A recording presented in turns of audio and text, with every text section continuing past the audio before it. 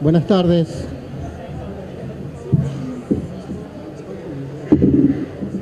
Buenas tardes a todas y a todos.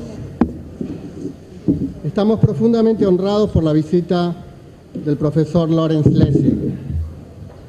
Su trayectoria académica es extraordinaria y lo ha vuelto uno de los académicos más admirados y citados en la actualidad. Fue profesor en Harvard entre 1997 y 2000. Entre ese año y 2008 fue profesor en Stanford, donde fundó además el Center for Internet and Society, uno de los más importantes en este campo.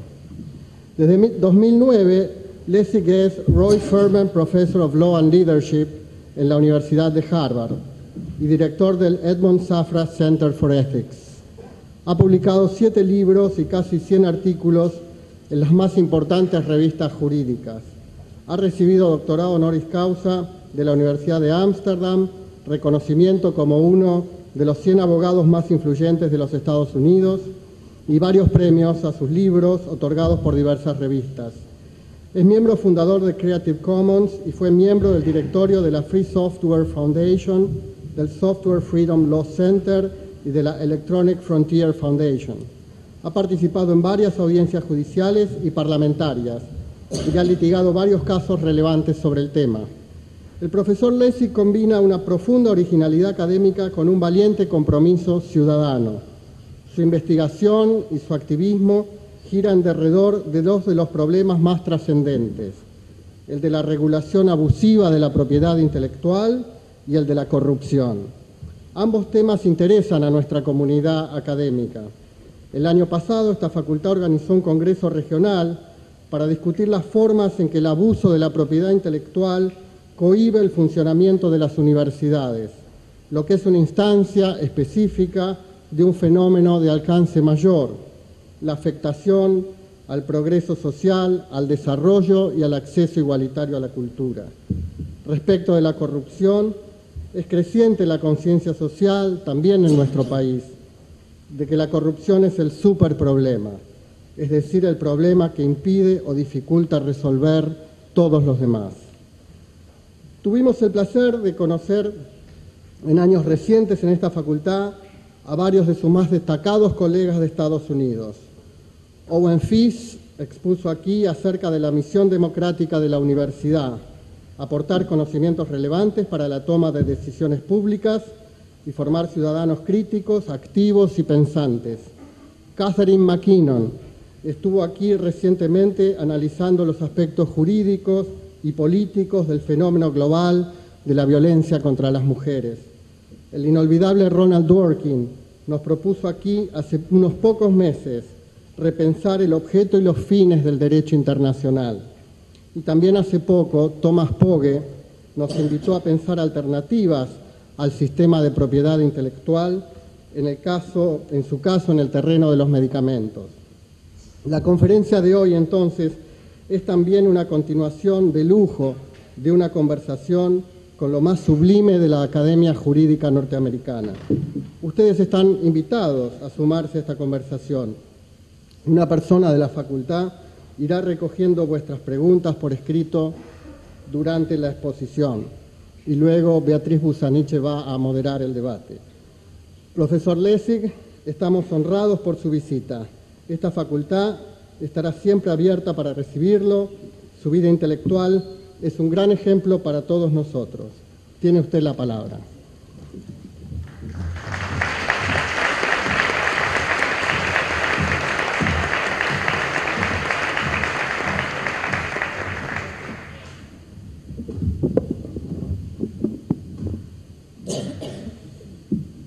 Thank you.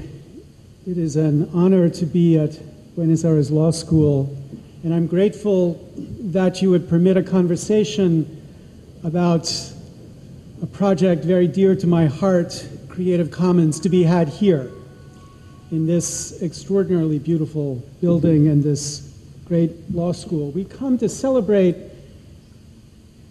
a conference that has brought together members of a community from 80 countries around the world. to discuss a common set of values and ideals about how to make culture and knowledge more widely accessible. And in framing this conference, the amazing team from Argentina has asked this question: what we share. What we share. And I want to suggest that what we share is actually way too little. Too little from our culture. We share with each other too little in our cultures, and we need to share more. And we share too little legally. Or put differently, too much of what we share illegally. We share against the law. And in my view, the law must let us share more. We need to share more as cultures around the world. This is one cause. There needs to be one movement, and there is one long way to go until we get to the place where we share more. So to introduce the particular part of this sharing I want to focus on tonight, I want to make it a little bit more personal. So I just came from a vacation with my kids. My kids are very young. And they are obsessed, or they were obsessed over this vacation with just two things. We took them to the beach. I thought they would like the water, the sun, the games. The two things they were obsessed with were, number one, YouTube, and number two, a game called Minecraft. How many have played Minecraft? That's extraordinary. Okay. Minecraft. Now, it turns out, you wouldn't expect this, but it turns out these things go together, YouTube and Minecraft. They go together as the game. My child, my oldest, who began to learn this game just 2 months ago, is now an admin on a server, having learned everything he learned from YouTube. But they also go together as an expression of culture. So let me give you some examples. I'm sure many of you saw this music video, which my kids played over and over on our vacation. I threw a wish in the well. Don't ask me, I'll never tell. I looked at you as it fell, and now you're in my way. I traded my soul for a wish. As is happening in YouTube, of course, many people make parodies of these videos. So here's one particular parody. I'm watching you in my yard, making my nipples rock hard. Wish you'd lose the bodyguard so I could lick your face. I love your black nappy hair and those hot suits that you wear. I'm wearing your underwear that I stole from your plane. I'm a total psycho spy. Well, here's another one that my kids love particularly. My oldest son, like this. We met this rapper online. He's so adorable, he's 9. Yeah, back up ladies, he's mine. You're getting in my way. He makes good videos too. Invite him out to our shoot. His older brother is cute. Still getting in my way. Okay, but all of those are nothing compared to the one remix which my kids found, and we had to watch 100 different times.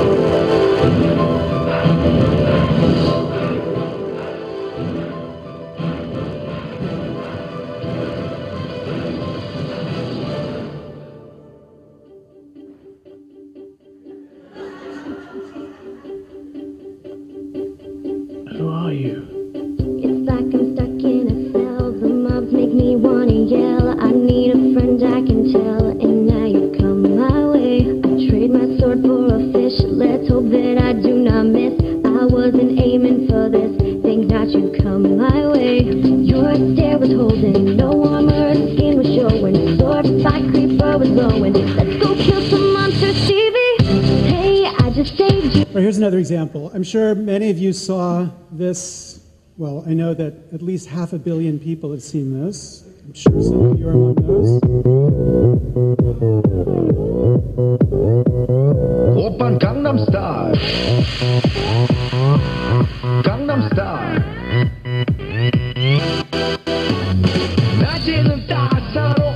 looks like that a little bit, but they were really, my youngest daughter was really obsessed with this one here, for reasons I can't figure out. Open Kim Jong style. Kim Jong style.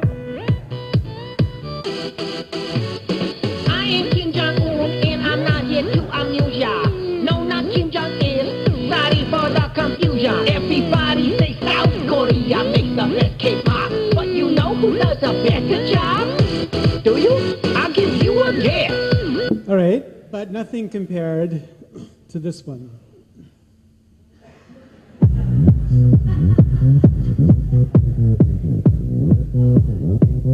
Digging Minecraft style. Minecraft style. Digging a hole just one more time until I score this. Strike rich on. Okay, like ice cream and chocolate, what I learned this vacation is that you do not control your children when they get near YouTube and Minecraft. All of their time will be spent obsessed with these two forms of cultural expression. And this is not just a lesson about parenting. It's a story about something that's happening within our culture, something about how our culture is changing to understand what expression and creativity is to be. I've described this as remix, but what I want you to see in the concept of remix is the way in which remix is a time-honored tradition of call and response. There is a creative call that asks for a culture to respond, and we see that response increasingly in the ways in which digital technologies invite people to share. Now, when you think about the problems of copyright, I want to say this is just one issue to talk about. I want to focus on this one. There are others I won't talk about. Issues like, in my view, the need to return to formalities in the context of copyright, to explore ideas such as the German Green Party has advanced of cultural flat rates to deal with the problem of quote-unquote piracy, to think about registries to make it easier to make the system run efficiently. All of these ideas are central to how we think about how copyright law must be improved, but they are secondary to how we think about how copyright law connects to the way culture is changing. If there's a fundamental idea about how copyright law must change, in my view, the fundamental idea is that it needs to deregulate culture. We have to find a way to make it so that culture is not so heavily entwined with the regulation of law, to regulate culture where it makes sense and not where it does no good. And to illuminate that idea, I want to focus on this one example of what I call remix.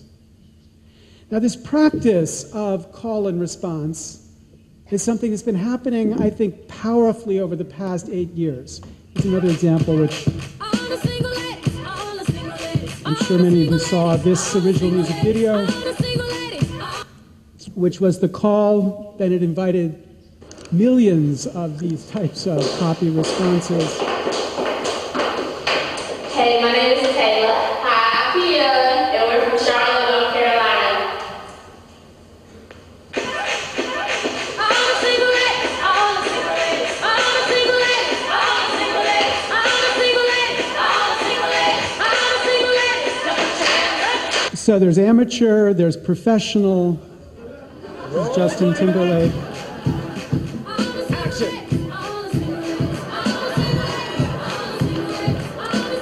There's high class, there's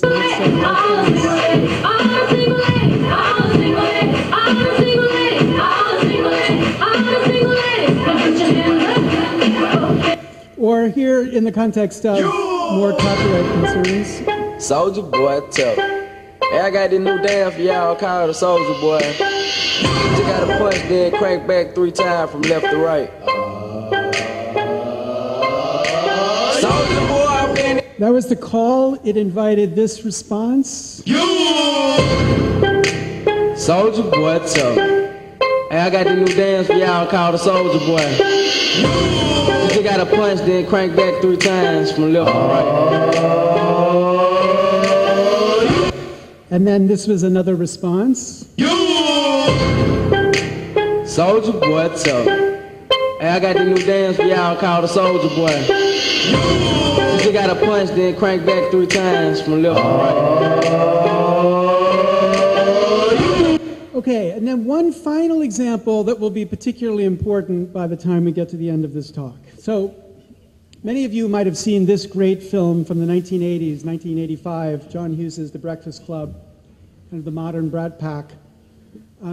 Someone was inspired by this film and this song by the band Phoenix called Listomania.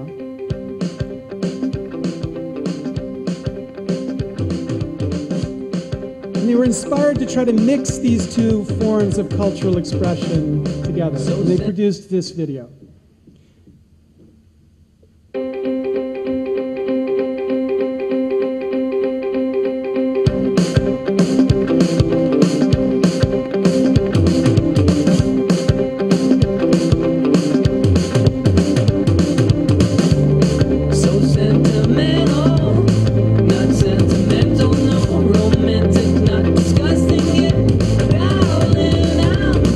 So that was the call. It went viral, and it started inviting a certain kind of response. So first, people in Brooklyn got together, and they did their own Brooklyn version of that remix.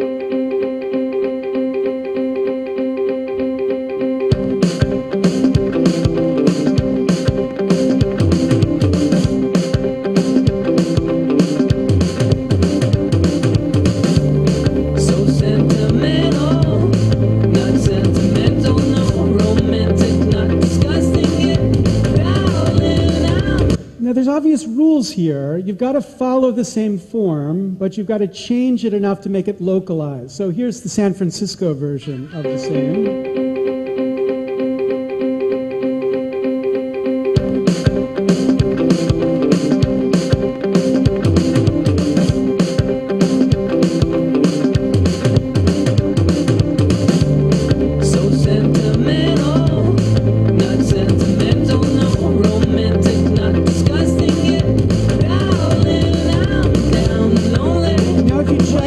Across YouTube, you can find literally scores of these from countries around the world, places around the world. I don't know what Cousins is, but everywhere around the world, people remixing in exactly this way. Now, what I want you to think about is the way this is a kind of culture.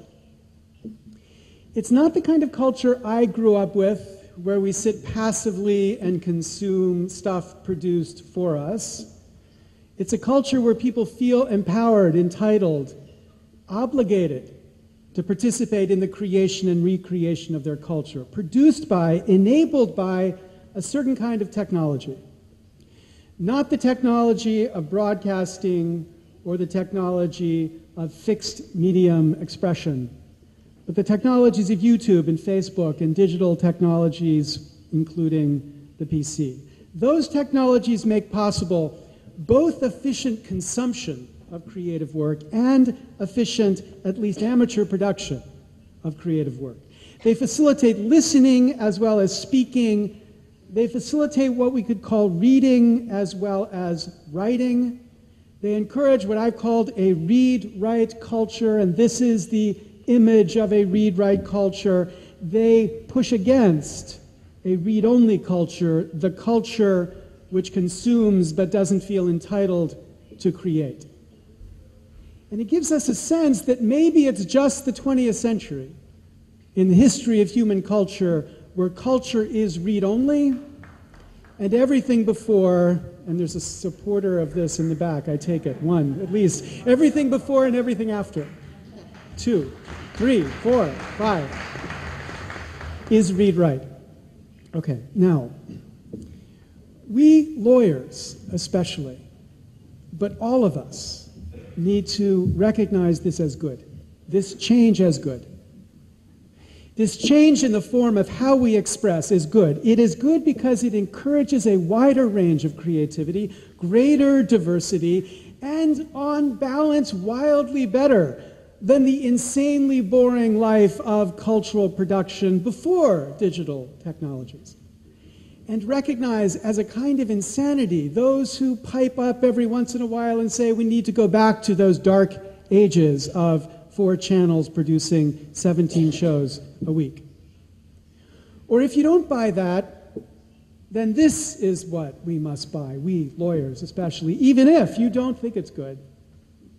You're stuck in the 1960s or 70s or 80s, even if the question we must ask is, by what right do we stop it? By what right do we discourage it? Because if the objective of cultural policy is to encourage creativity, this is creativity. It is to encourage creativity of both professional and amateur creators. It must do those 2 things, not just one. And what harm is it if cultural policy encourages more of creators who create for the love of creating rather than for the money? Now, in my tradition, in the American tradition, in the tradition of copyright law in America, we have a way of saying this.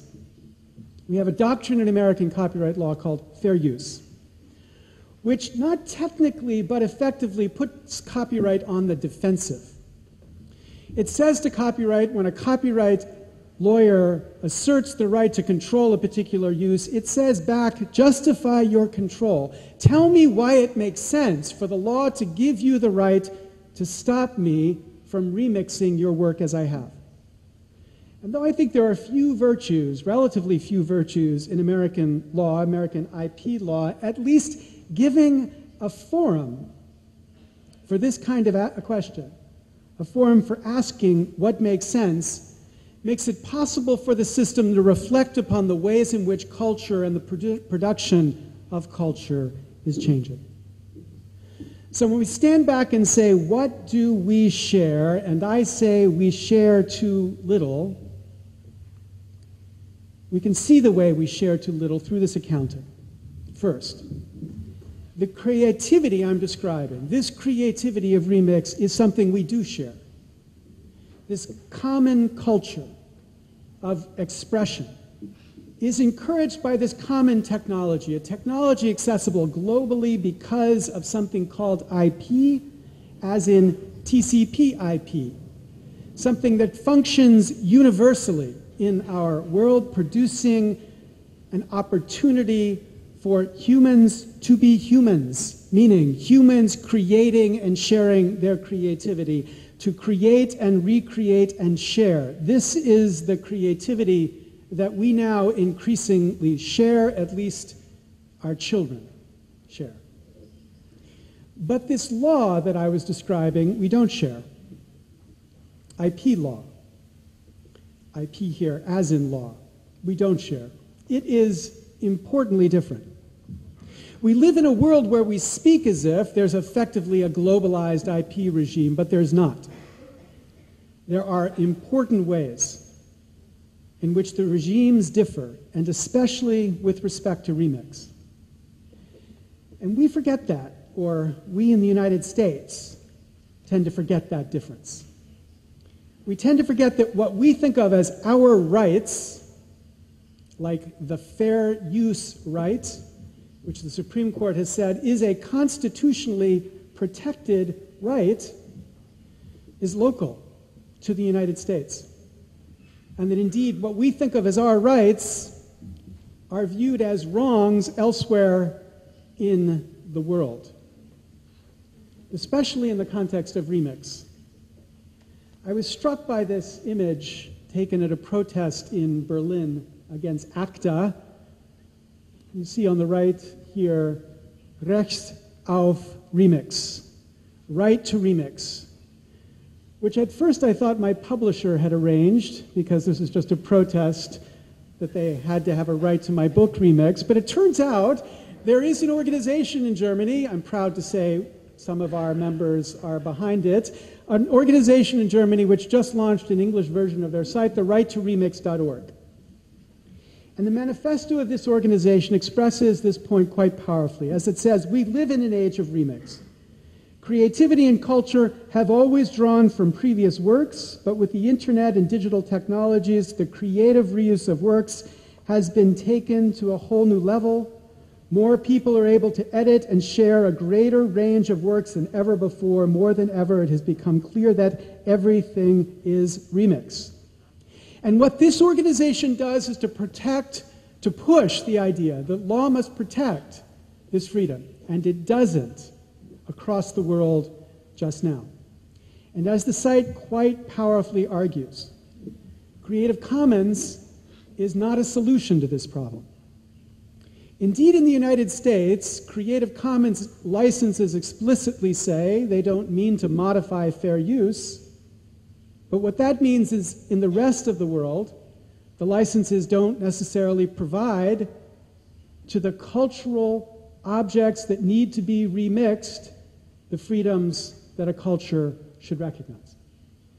So it is these differences in laws. The rights here are different, the freedoms here are different, and my view is they shouldn't be different.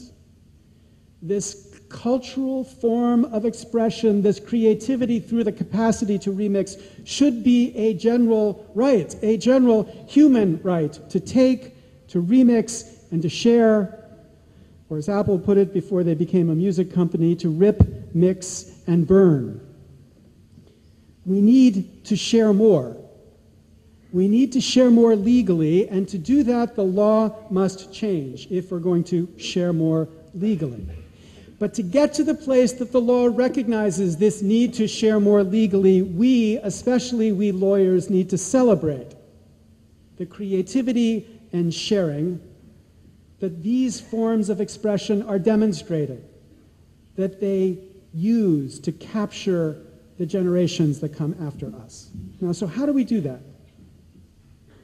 How do we push an agenda to get the world to recognize the power and value in this form of expression? How do we get there? Well, I agree with the right-to-remix.org. Creative Commons is not the solution to that problem. This problem needs real change in real law. That's necessary if this freedom is to be secured. But Creative Commons prepares us for this solution. It prepares a culture for a solution by building and encouraging a certain practice that shows the world exactly what creators actually choose, what the creators choose, not their lawyers.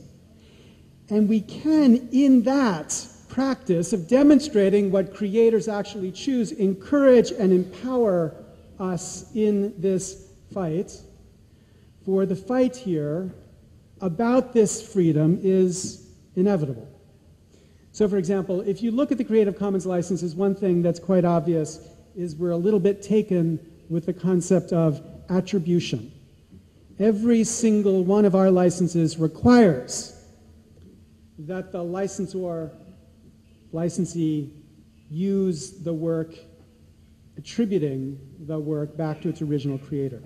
We believe this expresses a certain respect for the creator. But that respect doesn't come from copyright law alone, especially in the American tradition. It comes from values Creative Commons adds to copyright law. And those additions have been noticed and have influenced policy. So in 2006, the Copyright Office of the United States government did a report on orphan works. And in the course of the report, they recognized how the vast majority of Creative Commons licensed works out there were works that required attribution, and they took that to reflect a norm inside of the culture of creative industries that says people ought, at least at a minimum, to be attributing when they use a work. And that norm, which we helped manifest through the way we deployed our licenses, is increasingly returning now to the normative framework of what people think copyright law should be. And my view is we need the same kind of recognition with remix. So how will we get there? 3 ways. First, by the practice of remix. Second, by the defense of remix. And third, by embarrassing those who resist us. So first, the practice. This turns out to be the easiest part Because as I demonstrated in the beginning of my talk, it turns out to be irresistible, at least to a generation, to engage in this form of expression. So long as there is a computer and an internet connection, it's going to happen. And sites like Right to Remix, in their petitioning to get governments to recognize this right, have begun to collect the very best of these remixes, and you can vote as you sign the petition on which you find to be the best, so that we can surface to others more skeptical about the artistic value in this form of expression, demonstrations of why this culturally and politically is so important. So we will practice. We can't stop ourselves from practicing this form of expression, and then we have to defend it. Because it turns out it's attacked everywhere around the world by the lawyers of the world, and in the United States too. So I'm sure some of you saw this talk that I gave about 7 years ago at the TED conference, which has gotten more than 1 million different views now from people around the world. This talk about the limits to copyright law. I think it's a talk titled as this talk is, How Laws Choke Creativity. People from around the world view this. More than 1 million have viewed this and sent many, many comments back to me, but not in Germany do you get to see this. Because in Germany, this talk about how creativity is being strangled by the law is not accessible because the law says we can't show it, because in the course of my talk, like this talk tonight, I used a clip from some music that is licensed by GEMA, and of course I didn't pay for the permission to use that clip to demonstrate how culture is being stifled by the law, so in Germany this is not accessible. Now this happens all the time. All the time I get these letters from YouTube like this, telling me my video is violating somebody's copyright law, and all the time I have to sit down and systematically respond with a counter notice telling them, no, this is fair use, and they force you to type out, I promise I will not violate copyright law, a lot like Bart Simpson has to write on the walls how he's not going to violate. But the point is, this is just an absurd system. Absolutely absurd. Now here's the example I want you to focus on for a second. So in June, just at the end of June, I got this letter from YouTube telling me that this talk was violating somebody's rights. That talk was a talk I had given in 2010 at a conference in Korea, the CC Asia Pacific Conference, a conference organized by the Creative Commons Korea crowd. Really wonderful conference. In the course of that video, I showed the same sequence I showed you today, the same sequence around listomania. And what I was noticed was that that violated copyright law to post that. So I counter-noticed. I sent them a response back, as YouTube gives you the ability to do, that says, this is fair use. I have a right to do this. The law protects my right to do this. Indeed, the Constitution has been interpreted to guarantee me the right to do this. So you can't block my video open. This counter notice I sent in July 8th at 6 p.m. I then got this response back. We will be commencing legal proceedings against the following for the copyright infringement in the United States District Court for the District of Massachusetts. That's my home. There's my home address. This will commence in 72 hours if this claim is not responded to in the proper way. That counter notice came 2 hours after I had sent my notice to them, telling them that what I had posted was consistent with the laws of copyright. Now, there's no way in 2 hours they even thought about what I had said. They didn't care about what I said. What they wanted to do was to threaten me with legal action, and in the United States, copyright litigation is extremely expensive. In theory, there's up to $150,000 per violation of copyright law if it's a punitive damage finding, not likely in a context like this, but even the cost of defending to hire the lawyers is extraordinarily high. It is an absurd threat. And when I got that, I said, someday, somebody ought to fight back against that absurd threat.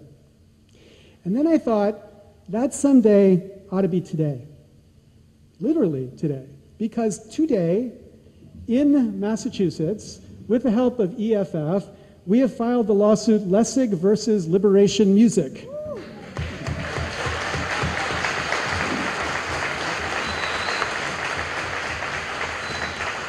A lawsuit that challenges them and claims damages against them for their abuse of the copyright system for the purpose of shutting down my form of expression. Now, because of EFF, I'm able to bring this claim. And because of the support of organizations like EFF, we might be able to achieve exactly what the copyright owners say they are trying to achieve when they sue people for, quote, piracy and force them to pay $100,000 damages for their violation of copyright law. If it's true, extreme penalties are necessary to create the right incentive for, quote, pirates, end quote, then it should be true, extreme penalties are necessary against music companies who abuse their power to silence people who are trying to practice the rights the law gives them. So today, thank EFF for fighting this absurd claim. And then the third thing we need to do is to embarrass them. Not the lawyers. Lawyers can't be embarrassed. But to embarrass the artists who associate with those lawyers. I'm sure many of you saw this example. This little kid. You might not notice that this is music of the artist formerly known as Prince in the background. This child finds it quite amusing. He dances. His mother captured this on video, uploaded it to YouTube. Mother got a similar threat from Prince, telling the mother if she didn't take it down, then she would be sued for copyright violation. EFF took that case as well and won, but the purpose of a case like that was to make the artists take responsibility for their crazy lawyers. Because an artist like Prince has no interest in being associated with insanity like that. And other artists who are maybe more tenuous in their fame than Prince would certainly defend their freedoms by encouraging exactly the right response from their lawyers, lawyers who typically behave a lot like that child does, just following the bounce of the music and not thinking about what they're doing. We need these three changes, these practice and defense and embarrassment, if this movement is going to build the change that we need to liberate these cultures to make what is insane now sane. And in this, I believe Creative Commons has a role. If Creative Commons provides this platform for sane creativity, a showcase, a demonstration of the need to do this in the way that we've done it, then it builds that recognition in our culture. But I also think that we in Creative Commons need to do this better.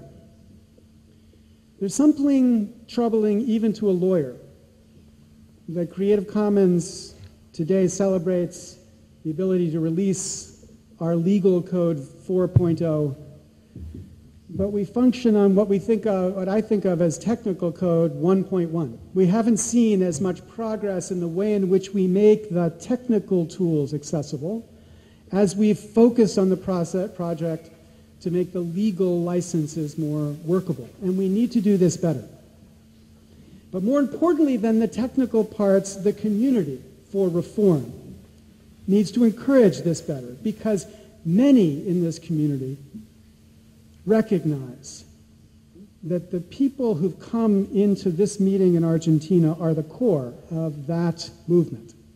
We build that core globally in every part of the world to build the recognition globally in every part of the world that the human freedom to create needs to be defended not just against crazy lawyers, but to defend against those who see creativity as something they need to control. Okay, now let me just end with one final reflection.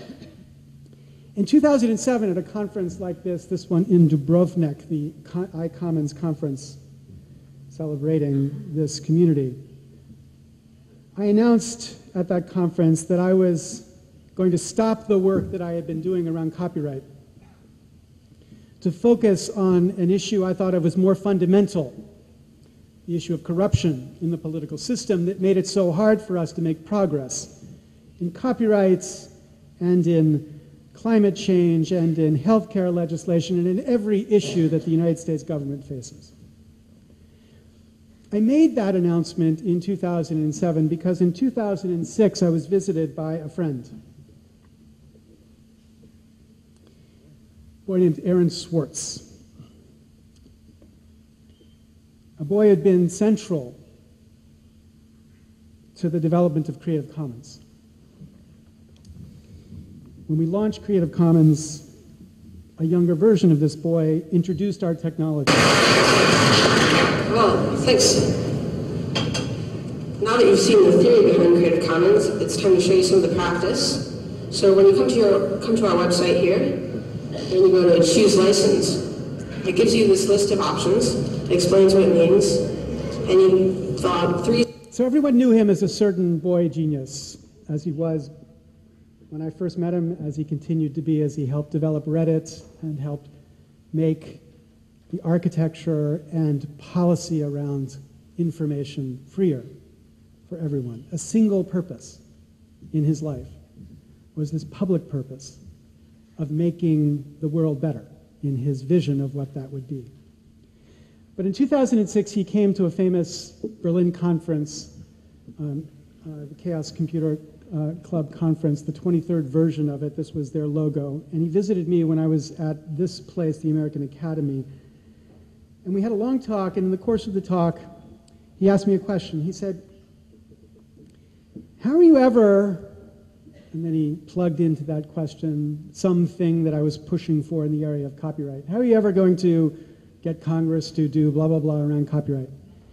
Given, as he put it, the corruption of the American political system. Now, by corruption, neither he nor I are talking about congressmen taking bribes.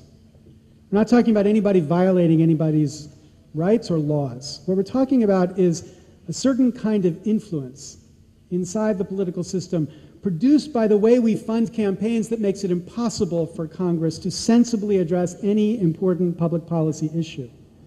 And indeed, the crisis is so great now that I don't think there is one important public policy issue that affects money in the United States that the government has even the capacity to address. But when Aaron raised that question to me, my response was, you know, Aaron, it's not my field. Not my field. I do IP. And he said, as an academic, you mean? I said, yes, as an academic. That's not my field. So then he paused and he said, but what about as a citizen? As a citizen, is it your field? Now, many in this room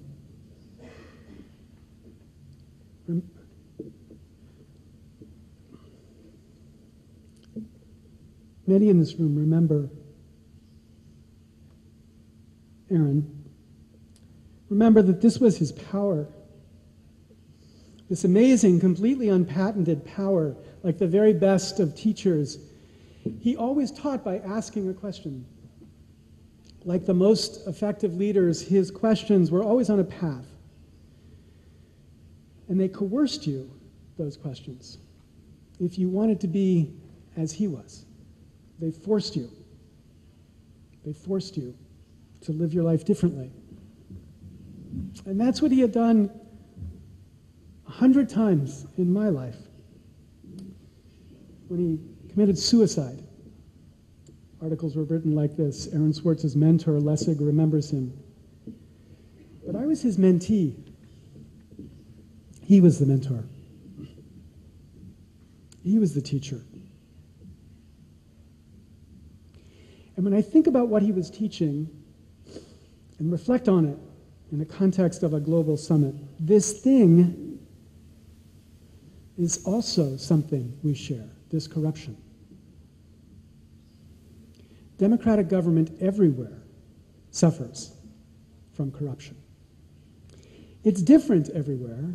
Its particular form is different in Italy and in France and in Germany and in the United States and in Asian democracies. The particular form is different. But the general problem is everywhere. And that explains the growth of what we can think of as this global anti-corruption movement. If we CC'd it, we would have something like that. That would be the logo against corruption, anti-corruption or something like that. That would be the CC logo for it.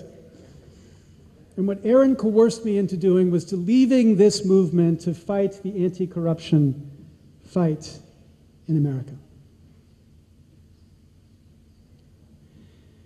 But this other thing, this free culture movement that I stepped away from 6 years ago, maybe because I stepped away from it, I don't know, has had real progress since I left.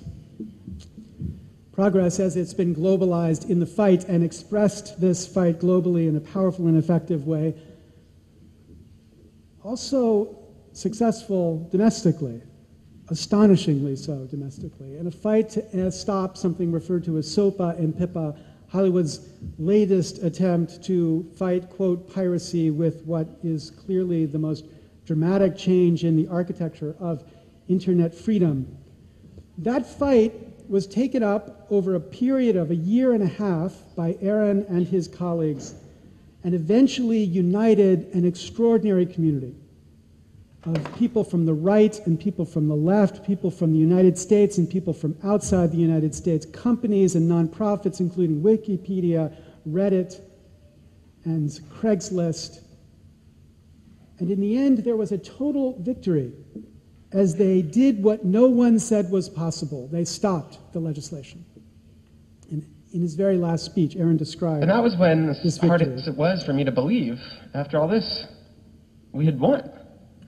The thing that everyone said was impossible, that some of the biggest companies in the world had written off as kind of a pipe dream, had happened. We did it. We won. And then we started rubbing it in. You all know what happened next. Wikipedia went black, Reddit went black, Craigslist went black, the phone lines on Capitol Hill flat out melted. Members of Congress started rushing to issue statements retracting their support for the bill that they were promoting just a couple days ago. It was just ridiculous. I mean, there's a chart from the time that captures it pretty well. It says something like January 14th on one side, and has this big, long list of names supporting the bill, and then just a few lonely people opposing it. And then on the other side, it says January 15th, and now it's totally reversed. Everyone is opposing it, just a few lonely names still hanging on in support. I mean, this really was unprecedented. Don't take my word for it, but ask former Senator Chris Dodd, now the chief lobbyist for Hollywood. He admitted, after he lost, that he had masterminded the whole evil plan. And he told the New York Times he'd never seen anything like it during his many years in Congress. And everyone I've spoken to agrees. The people rose up and they caused a sea change in Washington. Not the press, which refused to cover the story. Just coincidentally, their parent companies all happen to be lobbying for the bill. Not the politicians, who were pretty much unanimously in favor of it. And not the companies who had all but given up trying to stop it and decided it was inevitable. It was really stopped by the people. This was his victory. And if you knew him, the smile he's showing there is about the biggest smile you would ever see whenever he was referring to something that he had done. This was his victory. It was our victory. But of course, it wasn't his only battle. At the same time he was waging this battle to stop SOPA PIPA, he was also being pursued by the United States government, who was suing him, was prosecuting him, criminally prosecuting him, threatening many, many years in jail for alleged violation of the rights of certain copyright holders as he was alleged to be downloading academic articles which he thought should be free. There was no victory for him in this fight. There was a defeat that was so overwhelming to him it led to his own death. And we need to remember something about the character of that defeat. That defeat was unfair. There are two parts to that. The one part is, as we look at this alleged crime, it's clear there probably was no crime. If you look at the indictment the government issued against Aaron, the claim was that without authorization, he had accessed MIT's network without authorization. But the problem for the government's case is that MIT is an open network. It explicitly permits anybody on its property to access its network. Meaning he wasn't unauthorized, he was authorized. Meaning the criminal law which turned upon whether he was authorized or not could not have been brought against him. Now, this was not a fact well recognized in the prosecution, certainly by the prosecutors. It was recognized by MIT. Indeed, there's one person who explicitly brought this point to the administration of MIT, explicitly asked this question. You know, this is an open network. And if it's an open network, he can't be prosecuted. But MIT did nothing with that question. And then here's the second part. MIT issued a report, really powerful report, written by Hal Abelson, who is a board member of Creative Commons, a man of enormous integrity, a man I respect greatly. In the course of the report, Hal Abelson revealed something which is really quite extraordinary. And Darrell Issa, who's a Republican leader in the House of Representatives, has now pointed to this fact and begun to raise an investigation about it. And as the report, as the newspaper article here refers to it, the MIT report indicated that Hyman, he's the prosecutor, was angry. Why was he angry? Because there was an online petition started by Demand Progress, that's the organization Aaron started to fight, criticizing Hyman, criticizing a government official. And Hyman thought that was foolish, and more than foolish, he said it turned the case, brought the case to an institutional level. What does that mean? That means he is going to do everything he can to get the maximum penalty he can against Aaron Swartz. Now, this is astonishing, that in a free society, a government official believes he is entitled to exact a greater punishment against a defendant because friends of the defendant have criticized the government. Nothing is more fundamental to a free speech tradition than that we are allowed to criticize the government. And the idea that the government thinks it's entitled to increase the criminal penalties against a defendant because they've been criticized is outrageous. Outrageous. And yet there's no apology, there's no official criticism of this behavior from the president on down. The United States government defends its prosecution of a boy whose only objective in his whole life was to make the world a better place. He lost, and his loss is our loss. And it's not just Aaron. We need to remember. Our friend Basil has been in jail today 526 days since he was picked up by Syrian thugs and locked up because he too advanced the ideals which Aaron Swartz was fighting for. Ideals of access and knowledge, free culture. For 526 days, he has been subjected to Syrian prison, despite an extraordinary movement from around the world to free Basil. There is a government there, too, that is not embarrassed by its refusal to acknowledge the simple freedoms which Basel fights for. As we gather to celebrate everything that we've done, to celebrate everything you've done, to celebrate the ways in which you've changed how culture is made and shared and given people a vision for how this might work. As we celebrate, we need to remember them. These are our inspirations. This is their movement. This is Aaron's movement. This is Basel's movement. This is Argentina's movement. This is Gilles' movement. This is Al Jazeera's movement. This is the EU's movement. This is every sane citizen's movement. This should be the world's movement. This movement, which is in small part about freeing culture, which is in big part about making democracy respond to the sane insights of decent people. This is the world's movement we need to join. And it's time we won this movement. Thank you very much.